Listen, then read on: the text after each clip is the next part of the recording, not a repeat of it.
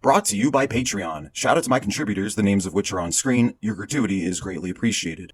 If you enjoy my content, consider donating for as little as $2 per month.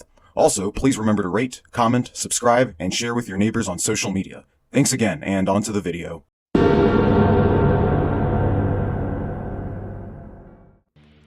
Within mainstream political discourse, whenever somebody dares to say anything even remotely critical about the state of Israel, the first immediate knee-jerk reaction from Zionist shills is to brand them anti-Semites.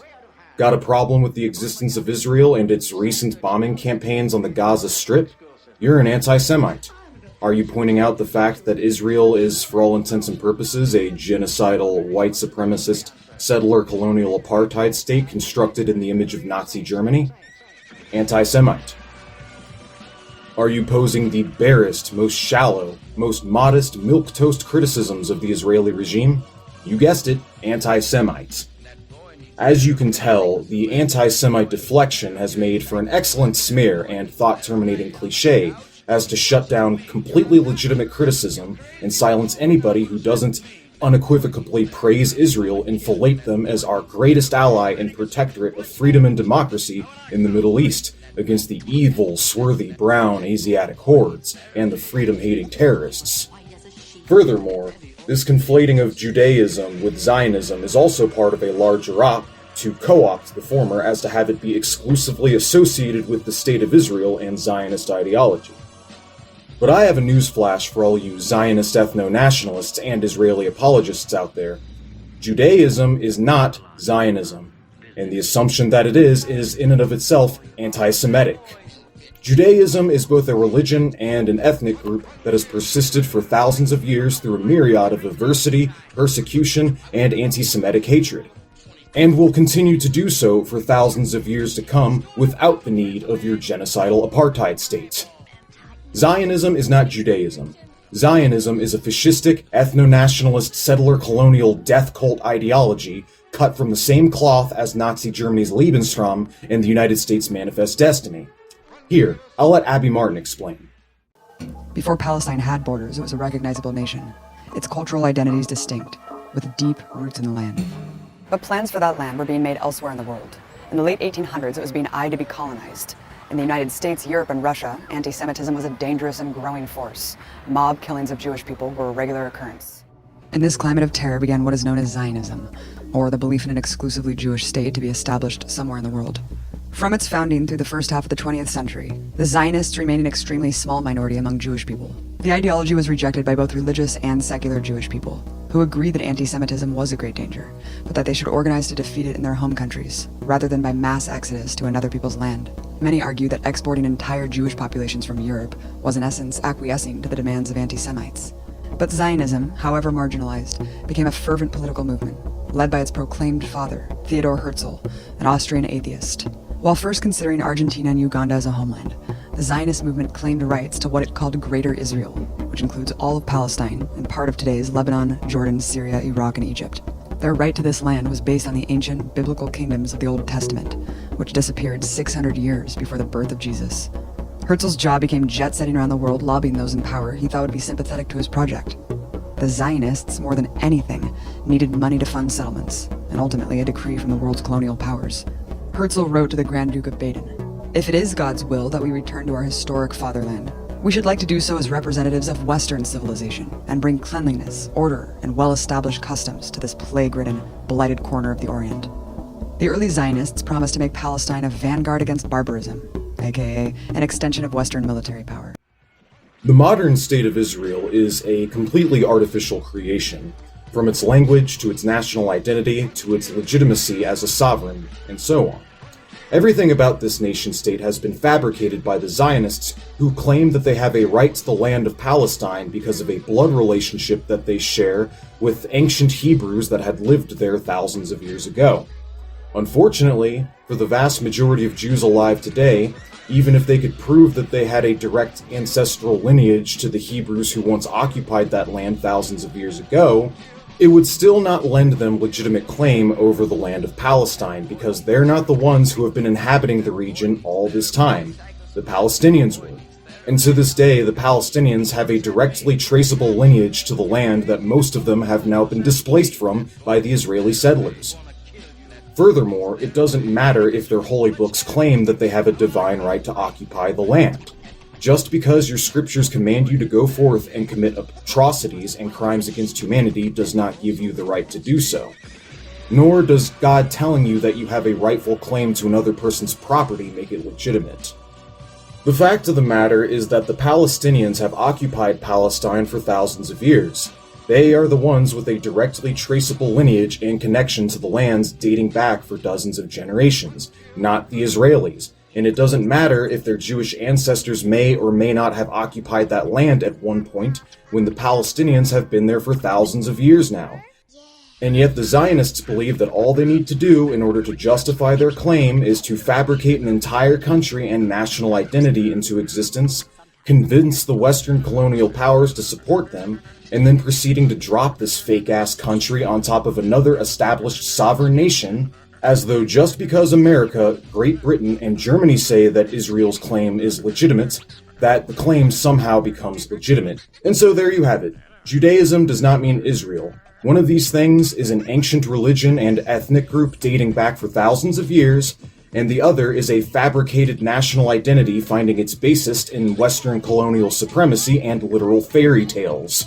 And Zionists want people to think that these two things are one and the same so that whenever their settler colonial project rightfully comes under fire for what it is, they can deflect and deride their detractors as being anti-Semites. For all of the Israelis' proclamations about being pro-Semitic and pro-Jewish, I have a litany of evidence to suggest the exact reverse opposite of this. Since all the Zionists seek to do in practice is to acquiesce and capitulate to the demands of real anti-Semites by seeing to it that an ethno-state is crafted specifically with the intent of segregating the Jewish people from the rest of the population. Bear in mind that Theodore Herzl himself sought to make appeals to anti-Semites in Europe to support his settler colonial ambitions with their resolution of the Jewish question necessitating the deportation of all Jews from Europe to the modern state of Israel. And if you want an exemplary testimony to this fact, one of the most notable instances was the Havara agreements between the Nazis and the German Zionists in the 1930s. The Havara agreements provided a way out for many Jews facing growing hostilities and persecution in Nazi Germany, allowing them to transfer most of their assets to British-controlled Palestine. And between 1933 and 1939, some 60,000 German Jews would emigrate from Germany to Palestine as well under this act. It was a win-win for all parties involved. The Zionists were all for it because it paved the way for the establishment of the first Israeli settlements, and the Nazis were for it because it meant deporting tens of thousands of Jews and contributing to their final solution. And if you want a more recent example, here are some excerpts from a Jacobin article showcasing the willingness of Zionists to both take a blind eye to and even collaborate with actual anti-Semites under the Trump presidency. Zionist leaders have been downplaying anti-Semitic attacks in the US in order to cozy up to Donald Trump. A wave of anti-Semitic attacks is sweeping the United States. On March 2nd, vandals attacked the third Jewish cemetery in less than 2 weeks, in one case knocking down or damaging 539 large headstones. Since the beginning of 2017, there have been at least 128 bomb threats at 87 different Jewish community centers and schools across the country. Despite the increase in bomb threats and vandalism directed at the Jewish community since his inauguration, Donald Trump waited weeks to publicly condemn the attacks, doing so only after a public outcry and criticism from government officials and some prominent Jewish leaders. That Trump would hesitate to condemn this wave of anti-Semitism should surprise no one, considering that he has not flinched at including in his administration open anti-Semites such as Steve Bannon. On the campaign trail, Trump shared an image of Hillary Clinton with a pile of cash, a Star of David, and the words, "most corrupt candidate ever." But what's shocking, or at least should be, is the warm regard for Trump despite his obvious embrace of anti-Semitism among many pro-Israeli political figures. For example, in an article in the Israeli newspaper Haaretz titled, "The Top 5 Jewish Leaders More Concerned with Threats to Trump Than the US Jews," notes that Israeli Prime Minister Benjamin Netanyahu, who has always prided himself on condemning anti-Semitism wherever and whenever it happens, has been notably silent. appearing to follow Trump's lead on how to talk, or not talk, about the issue. When asked directly about the surge of anti-Jewish sentiment in the United States and Trump's lack of response, Netanyahu said, "There is no greater support of the Jewish people and the Jewish state than Donald Trump. I think we should put that to rest." Signaling the two leaders' special friendship, Netanyahu even issued his own Trumpian tweet in defense of his pal's plan to build a wall along the US-Mexico border. President Trump is right. I built a wall along Israel's southern border. It stopped all illegal immigration. Great success, great idea. Netanyahu followed up with the emoticons of the Israeli flag and the American flag. Morton Klein, president of the Zionist Organization of America, is generally prepared to pounce on anything that could be labeled anti-Semitism, and even things that can't, such as his condemnation of the boycott, divestment, and sanctions movement for Palestinian rights. Klein has likewise been notably silent under the new administration. After his organization received a deluge of angry calls from supporters outraged by the ZOA's open support for Bannon, Klein simply stated, "Bannon is not an anti-Semite. He's the opposite of an anti-Semite. He is a philo-Semite," unquote. So as you can see, pro-Zionism is not pro-Semitism, and anti-Zionism is not anti-Semitism. And the only time you will see Zionists harping about anti-Semitism is whenever people are either criticizing Israel or supporting the Palestinians. Furthermore, there's the fact that the Semitic people don't exclusively constitute the Jews. They also include a variety of racial and ethnic groups across the Middle East and the Horn of Africa that all share a common linguistic heritage that is the Semitic languages. This is the definition of a Semite. It is a person who belongs to any racial or ethnic group that speaks one of the Semitic languages. These groups include, but are not limited to, the Arabs, Arameans, Akkadians, Assyrians, Canaanites, Hebrews, and Ethiopian Semites, and the Palestinians. And so the Zionists' contempt for Palestine is by definition anti-Semitic hate.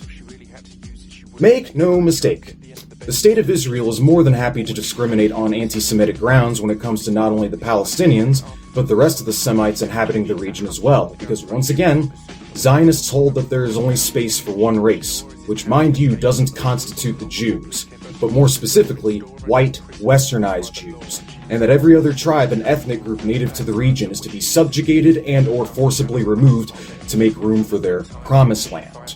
If you don't believe me, just look at the treatment of the Ethiopian Jews who have been transferred to Israel in droves over recent decades.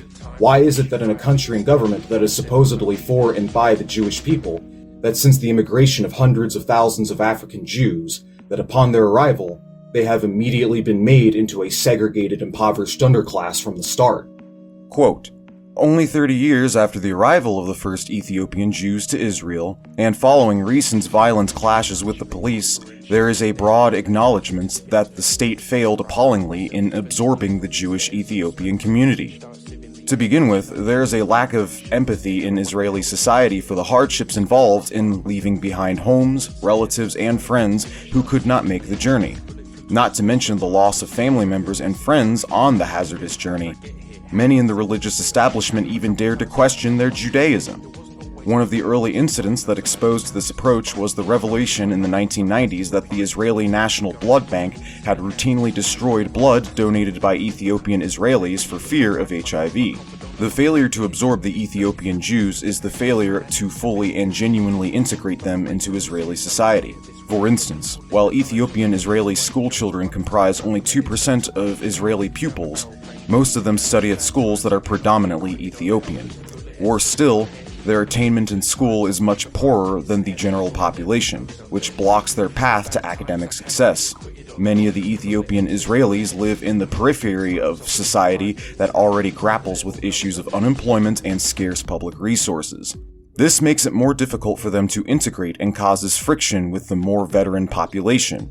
Ethiopian Jews suffer from the highest poverty rate among the Jews in Israel, and suffer much higher rates of police stop and search, arrests, and incarceration.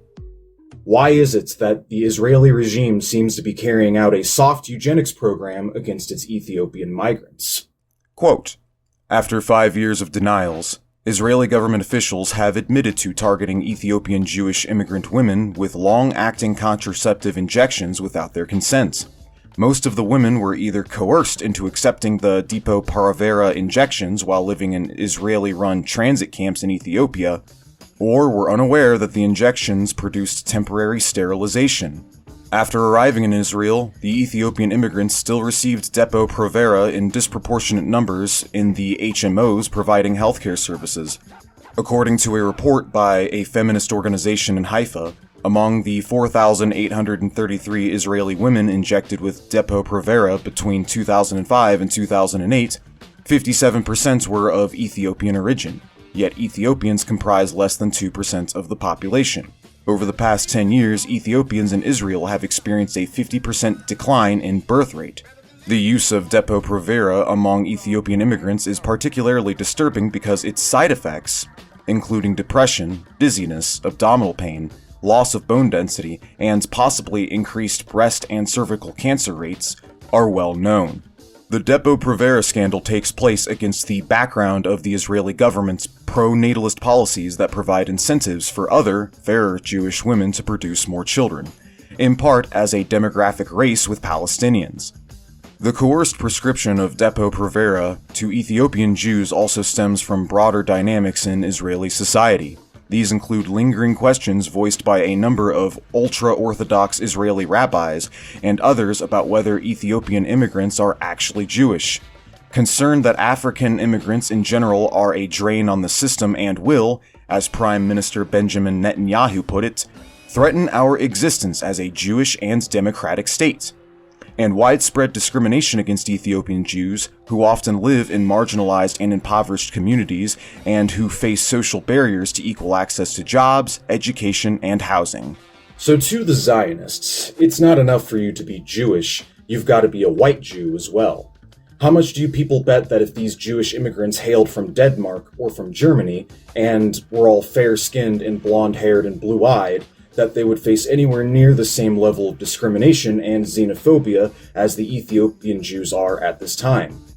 How much do you want to bet that the Israeli governments would have had little to no problem integrating Northern European Jews into their society, compared to the apparent exercise in futility that it has been to incorporate African Jews into their society?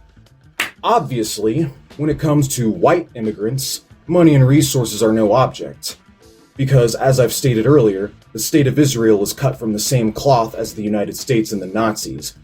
So it shouldn't come to a surprise to anyone that the regime is inherently white supremacist as well, especially when one considers the fact that Zionism's founder, Theodore Herzl himself, was a Western chauvinist that believed he was bringing civilization to the barbarian hordes in the Middle East. So before we close, here is a quick summary of the reasons why Zionism is anti-Semitic for those of you who have not been paying attention. Reason number 1, it seeks to whitewash and westernize Judaism, co-opting its image and cultural identity and transmuting it into a genocidal white supremacist ideology in the spitting image of the very same Nazis that were trying to genocide them 70 to 80 years ago. Number 2, because Zionists frequently lie about their true intentions while constantly aligning themselves with anti-Semitic far-right Looney Tunes on a pretty regular basis, taking a blind eye to the real violence and hate crimes and racial injustice that they commit against the Jews, while capitulating to the far-right's desire to have the Jews deported. Number 3, the fact that the Palestinians are themselves Semites and the Israeli government is on a mission to oppress and forcibly remove all of them from the region as to make room for their master race to inhabit the Promised Land. Number 4, the fact that it's not enough to be Jewish, one also has to be a white Jew as well. Non-white Arabs and African Jews, as demonstrated thus far, might be allowed to inhabit the Promised Land, but are treated at every level of their society as second- and third-class citizens, as evidenced by the rampant poverty, discrimination, segregated living, slums, racially targeted eugenics programs, the racist gatekeeping rhetoric being employed by the Israeli rabbis and politicians, the systematized racism, and the complete and utter failure of the Israeli governments to integrate them into their society. So in the wake of all this, who are the real anti-Semites? The people who call out Israel for its atrocities and crimes against humanity that it routinely commits against its Semitic neighbors? Or is it the nation and its supporters who are more often than not caught being in leagues with actual anti-Semites? whose ideology is effectively based on capitulating to anti-Semitism, who are constantly covering up for and playing defense for the crimes of their favorite illegitimate apartheid state, that routinely bombs, kills, steals from, and discriminates against all of the neighboring Semites in the region, while promoting white supremacy in the process. I ask again, who are the real anti-Semites here?